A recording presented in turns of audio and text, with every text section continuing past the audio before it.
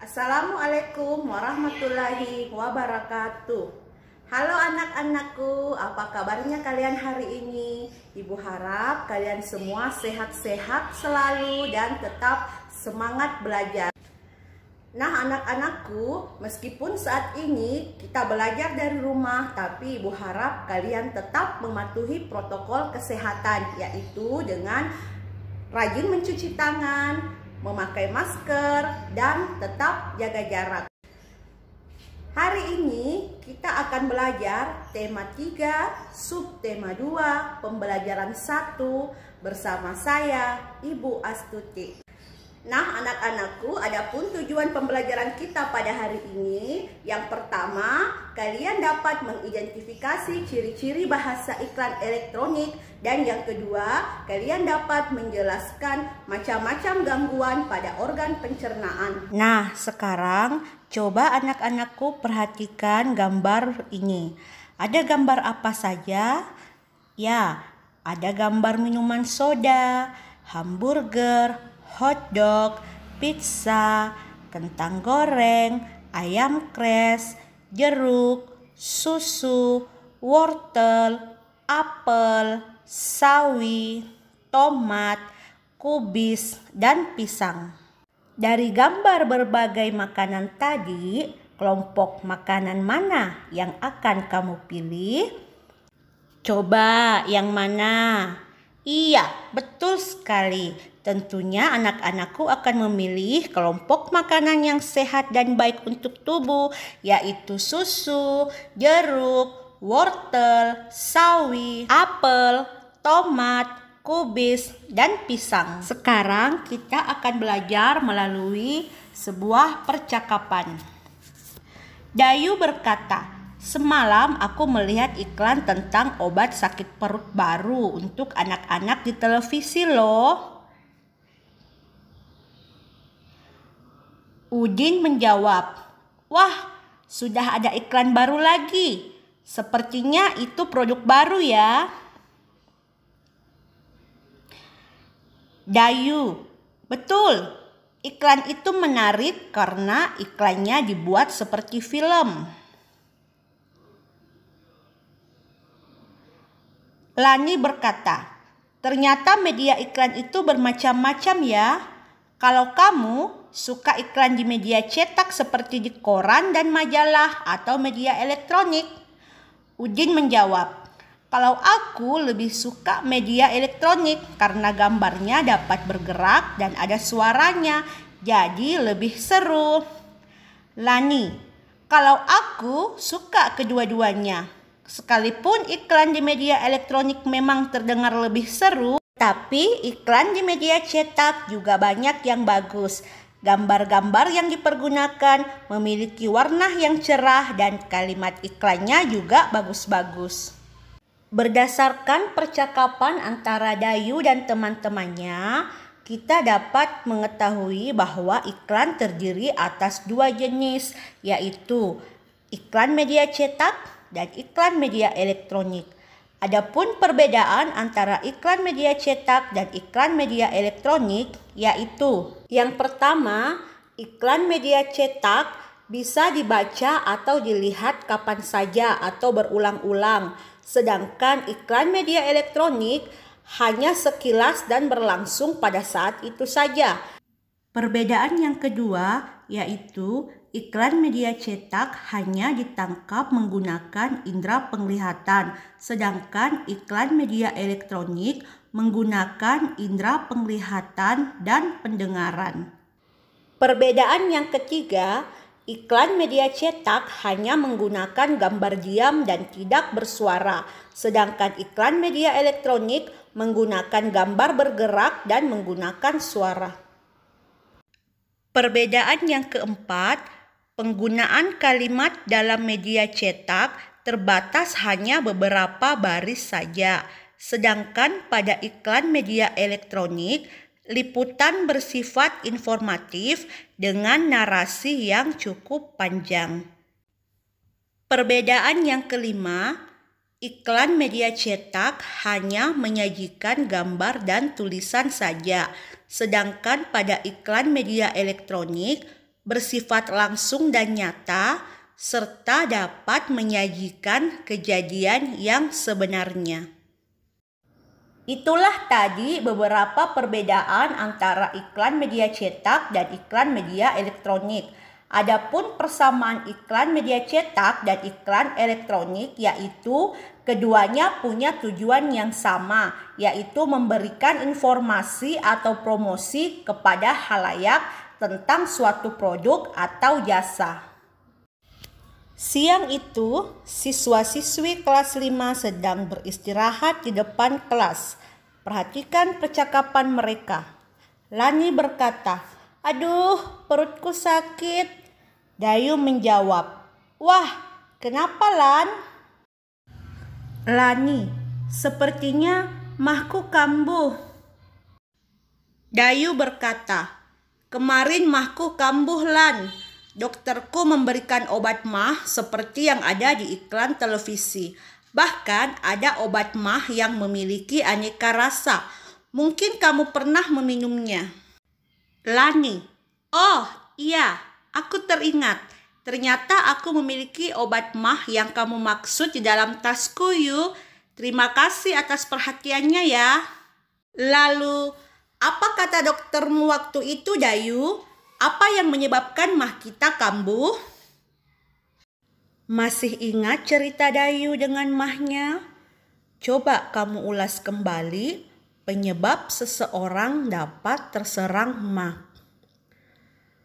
Penyebab seseorang dapat terserang mah diantaranya tukak lambung, yaitu luka terbuka yang muncul di lapisan dalam lambung, terlalu banyak makan terlalu cepat, mengkonsumsi makanan berminyak, berlemak, dan pedas. Selain gangguan mah, sistem pencernaan kita dapat mengalami gangguan lainnya. Ada beberapa faktor yang menyebabkan gangguan tersebut. Misalnya, mengonsumsi makanan tidak sehat dan pola makan yang tidak teratur. Berikut beberapa gangguan sistem pencernaan. Yang pertama yaitu mah. Mah merupakan gangguan akibat peradangan pada lambung. Penyebab mah yaitu luka lambung. Gejala mah yaitu nyeri perut bagian atas, mual, dan muntah. Cara mengatasi penyakit mah yaitu dengan pemberian antibiotik dan antasida. Yang kedua yaitu penyakit diare. Diare merupakan penyakit saluran pencernaan yang disebabkan oleh infeksi bakteri dan parasit. Adapun penyebab diare yaitu infeksi virus pada usus besar dan alergi makanan. Gejala diare yaitu perut kembung atau kram, tinja encer, rasa mulas atau terkadang mual dan muntah. Adapun cara mengatasi diare yaitu dengan beristirahat cukup dan banyak minum.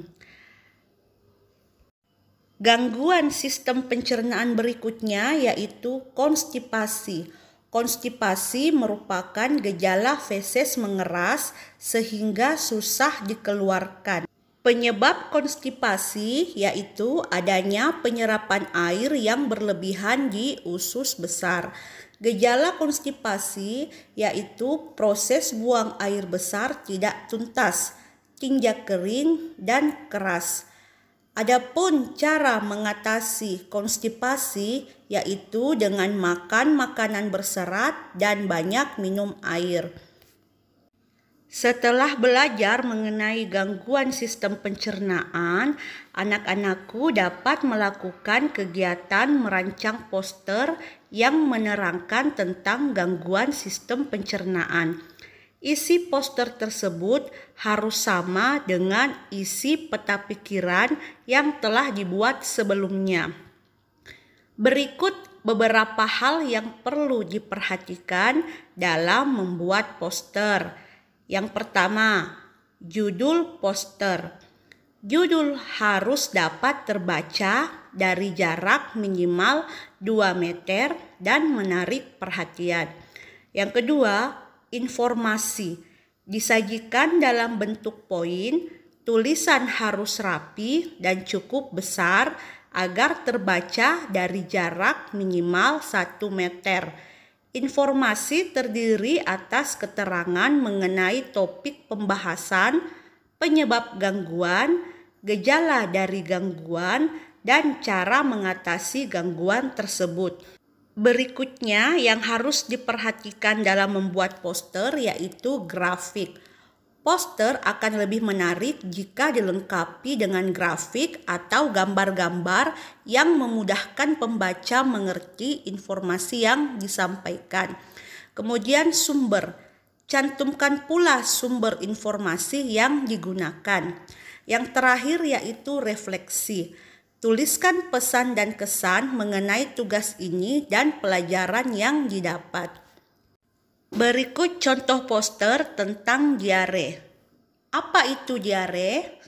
Diare adalah buang air besar dengan tinja encer atau berair dengan frekuensi lebih sering dari biasanya atau normalnya.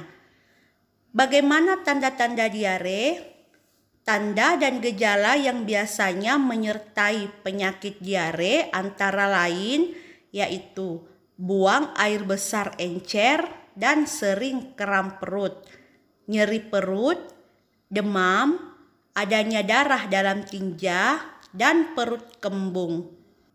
Cegahlah diare dengan minum air yang sudah matang, menjaga kebersihan diri dan lingkungan, mencuci tangan dengan menggunakan sabun, dan tidak mengkonsumsi makanan dan jajanan sembarangan.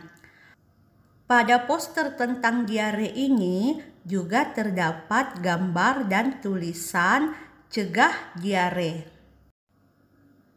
Berdasarkan contoh poster tersebut, diketahui bahwa diare ditandai oleh buang air besar dengan tinja encer atau berair dengan frekuensi lebih sering dari biasanya atau normalnya. Oleh karena itu, orang yang mengalami diare akan lebih sering ke toilet untuk buang air besar dengan volume tinja yang lebih banyak dari biasanya. Diare dapat menjadi gejala penyakit yang lebih serius seperti disentri dan kolera. Gejala yang biasanya ditemukan adalah buang air besar terus-menerus disertai rasa mulas yang berkepanjangan, dehidrasi, mual, dan muntah. Untuk mengatasi penyakit diare dapat dilakukan dengan pemberian cairan dan elektrolit seperti larutan garam. Akan sangat membantu memulihkan keadaan tubuh yang kekurangan cairan dan elektrolit. Minum cairan oralit merupakan cara pengobatan yang paling efektif terhadap gejala diare. Apabila cairan oralit tidak tersedia, maka kamu dapat membuatnya sendiri. Adapun langkah-langkah pembuatan oralit yaitu kalian harus menyediakan bahan-bahan yang dibutuhkan. Yang pertama, setengah sendok teh garam. Yang kedua, 6 sendok teh gula pasir. Yang ketiga, 1 liter air hangat.